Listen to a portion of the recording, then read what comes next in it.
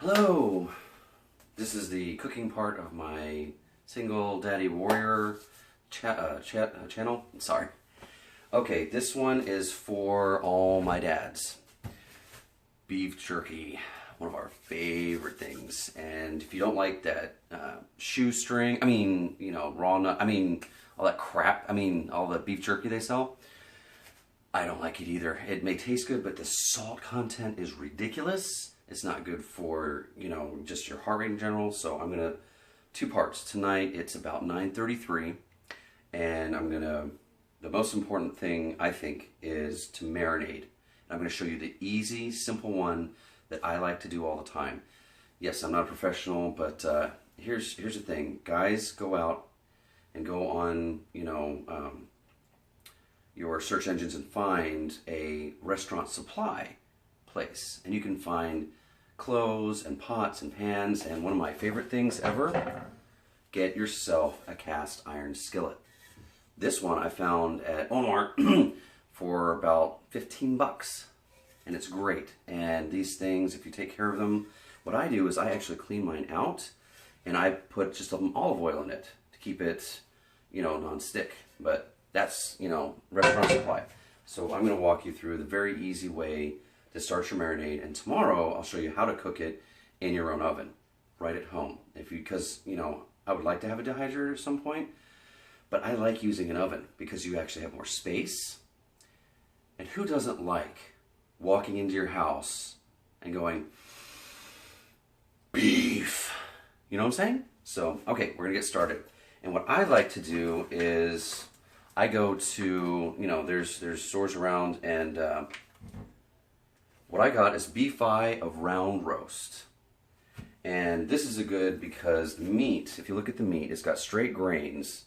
It has very little fat in the middle, very little fat, so it's easier to cut, and it's not gonna, when you try to bite into beef jerky, you get that one, that tendon or sinew or whatever that is. This is not expensive. This was about, let's see, $6.99 a pound. So it's not expensive. It's really good. And if you can get them to fresh cut it, it's even better. So right now, I'm going to just go ahead, and what I do is I cut, and I like to use my cleaver for this because you can put a really, really sharp edge to cleavers. And I like stainless steel because there's less bacterial growth, and it's just easier to clean. So I cut across the meat, and here's a trick. Use your finger right here, okay? That helps you to guide the blade. And what I do is I just cut right through, and it comes right through. And you want, this is about the size that you want, right there. That is easy. And what I'm going to do is, because I don't need storage, but I take one of these large bad boys, and for mixing, this is what I'm doing for mixing. Because I'm going to put the meat in here, right there. And I'm going to cut.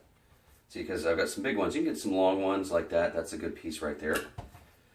And that's it. And people are like, how do you slice it? And I say, all the way through. So, it's whatever. And, like I cut this, and this one's a bit thicker, so I'm going to cut off right there. And there you have it, And if you want to get some good cuts, what I do is I'll take like a big piece like this, because they can cut it like that, and it's perfect. Throw it in the freezer for about 10-15 minutes, and it gets it a little more solid, easier to cut. Trust me, I do this quite a bit. I've been making beef jerky for, 15 years or so. And so, like I said, you cut it across, and then you go with the grain. It's, guys, with the grain. You can see the grain in there. Go with the grain. Because it's just easier to cut, it's easier to chew. That's the big thing. And you just go straight across, like I said, and then you put it right in there. And see, I'm still using my finger. Use your finger. You can use your thumb, like for heavier chopping, but when I'm slicing or dicing, I always use my finger. It kind of keeps the blade more steady. Like I said, always have something. I don't know if you can see, but I've got my knives right here, and I'll tell you what, this right here, this is magnetic strips. This was like 11 bucks on eBay, and you just, screw in the wall, And if you have little ones, like I said, single dads, it keeps little fingers away from sharp blades. So, okay, I'm going to do this one. I'm going to cut that in half. That one too. So, you know, got nice little pieces going. Right there. I'm going to, ooh, yeah, remember? One rule, cut it in half. So it's just easier to deal with. And one thing, guys, invest in, and I found the difference in cutting boards. Wood. Look this up. This is a fact. Wood, you actually have less bacterial growth on wood than you do plastic. And after a while, you know, plastic can warp and it can burn. And, you know, wood can burn. But if you accidentally leave it on the stove, it'll scorch. And hopefully you catch it. But it won't warp and bend and all that crap. I've done that. I think we've all been guilty of catching something a bit on fire or melting it or whatever, you know, what you may do. Because accidents happen. Accidents do happen all the time. But, you know, this is for, you know, if you're a dad that's just starting to cook, or if you've been cooking a while and you just want to walk this journey with me, I'm happy just to share what I've learned. Tell me if it works for you. Tell me if it doesn't work for you. I'm fine with that. Or, hey, do you want, Eric, can you try this? Because I'm going to make things like, you know, tiramisu, pizza. I'm going to show you how to make stuffed crust pizza. It's not as hard as you think it is. But there are a few certain things that you want to do so that it turns out right. And it's practice. It's, guys, it's practice, practice, practice. You know, the chefs, you know, it's called making your bones. There are chefs that spend years online and scrubbing, you know, pots. I worked at Johnny Carino's for total about, let's see, about a year. And I'll tell you what, I started in dishwashing. And if you want to know what hard work is, be a dishwasher. Scrub out lasagna pans that have been sitting with lasagna for 12 hours in the heat. You had literally an hour to hour and a half before closing, you have to start soaking them in this special soap so you can literally get the crap off. Because otherwise, just forget it. So I'm still slicing. See, I'm still using the finger. I can't tell you how important it is, because you want to keep your fingers. And when you're dicing and slicing, I'll show that later. But see how my fingers go? You're coming up on something, you curl your fingers underneath. That's one of the secrets to chefs. Is they curl their fingers so that, you know, you're not gonna, which still happens anyway. I've nicked and dinged my fingers. It's ridiculous. It's called a bread slicer. But anyway, yeah, I worked in the dish pit, and then I did prep, which is different. Carino's is like on Friday, Saturday night, if they need noodles, if they need cooking wine, if they need vegetables, if they need saucepans, whatever they need, you're the go-to guy. And, you know, you have to run, fast. You're moving the entire night. You don't sit down. You get it, you know, you got your glass of water. But that's about, you know, but anyway, you know, making your bones is where, you know, you do something to, you know, get the respect of the long-term chefs and everybody that's in there. And, you know, they're, you know, chefs work their way up. Gordon Ramsay, like, I will never, ever compare myself to him. I just look up to him because the man works his butt off. I don't care how foul his mouth is. I've seen him. He's, you know, from what I've seen, he's a great dad. You know, he's got 3 girls, and his shows, they're on him. You know, and I love that they kind of give him a hard time. Especially the middle one. I'm not naming names, but sometimes she just busts his chops, and it's great. I'm just saying. Anyway, okay, I'm getting close to the end of my slicing. Yep, and like I said, this is one of my favorite blades. I have, one of my other favorites is one of these suckers right here, just stainless steel to me. And this, yeah, this is a Thomas, but you can find these blades, and these are great. They're easy to sharpen, and they're less messy to me. That's it. Okay, back to this right here.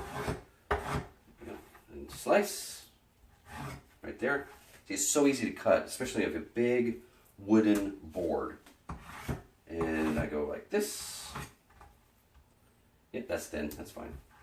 So yeah, mixing, that's one thing that I used to make messes in, was having something small to mix whatever, you know. So it's good to have some big bowls and glass. I enjoy, you know, having glass to cook, to bake in, or you know, to cook, you know, casseroles and things like that.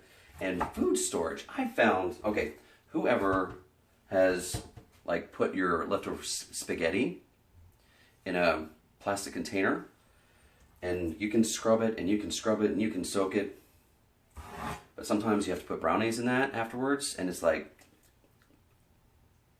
my brownies taste like spaghetti. Glass doesn't do that. You can get a few, you know, things here and there, but it doesn't absorb the flavor of foods like plastic does.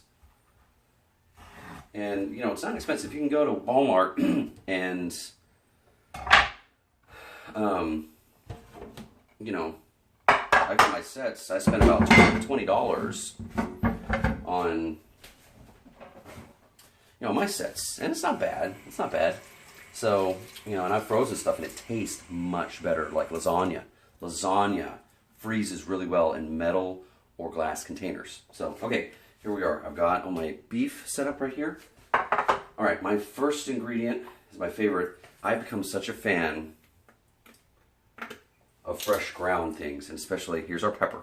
Here's your pepper, and you just grate it because it just tastes better. I don't care what kind of pepper. There's like mine. This is just peppercorn. You've got the 3 pepper blend, and you can, if you want it hotter, cayenne pepper is really good. You can go Szechuan. And even if you want to, if you really like spicy, take some of your peppers, dice them up a little bit, and just kind of sprinkle them in your marinade. And it just, pow, just gives you some extra, especially if you get the seeds. Because the seeds have all the capsaicin in them. So here's the thing, because, you know, if you use ingredients at home with sauces and stuff, they already have salt in them. You don't have to add a ton. What it is the first settlers that, you know, blazed their way from east to west in America, they would preserve their meats, you know, jerky style, because they would have to last all winter. That's where that really became, you know, something that they did. Ooh, I can smell that pepper. So get yourself a pepper grinder. I have had, you know, different kinds. Sorry, my nose itches. Okay, so pepper, first ingredient. One of my favorites is liquid smoke.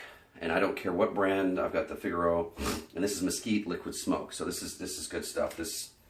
And you don't need much. Here's the thing: you don't need much. You just get a few touches in there, because little goes a long way. Trust me.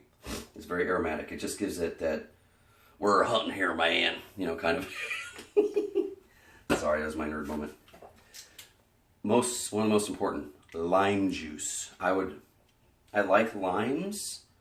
But for the purposes of jerky, the juice is better. That's my experience. I mean, I'm not, like I said, I'm not a 5-star chef or anything like that. This is about us cooking together. You know, stay hungry, we'll eat together kind of thing. You know, it's stuff that you can use at home if you're in a pinch. Get a lemon zester and squeeze the lime. I mean, or you can use lemon. But I found with this, lime. And don't be shy. Do not be shy. I'm squirting and squirting and squirting. Because here's the thing, is that it gives it a sharpness to it. It tastes great. But the acid in the lime juice helps to soften the meat. It really does. It helps to kind of break it down a bit. A lot of the best marinades have some kind of citrus in them because it softens the meat and it just gives it that little extra, good stuff. So, yeah, I've used a lot on there.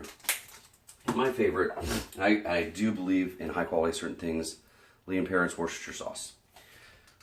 You can go with the cheapo if you want, but on certain things like this and my butter, I haven't touched margarine since I was like 11 because it's crap. I just, bleh.